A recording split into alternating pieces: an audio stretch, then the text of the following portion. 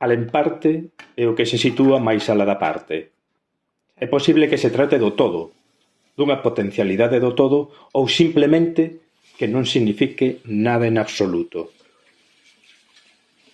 Falo só dunha necesidade, e dunha necesidade como deber, sen respostas, sen confrontación fora do que é, xa non unha metáfora do virtual, senón o virtual en construcción, porque o penso, e se o penso existe como o camiño que debe ser andado. Non pretendo a súa valoración nin positiva nin negativa. Non me interesa unha concepción limitada da poesía, nin académica nin formal. Son libres de rexeitar esta proposta. O todo conformarase sen vostedes, porque o novo é potencia, é debir, e posiblemente, como manifestación do poder, vostedes sexan sedimento estratificado.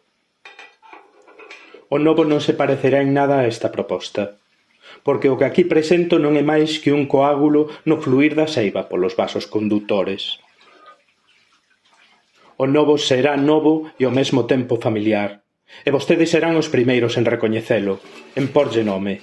Alén parte é só o primeiro indicio de que hai vida máis aló do que vostedes chaman vida.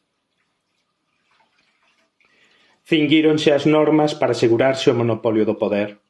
Secundáronas para sentirse acollidos e ao resgardo do grupo que os engloba.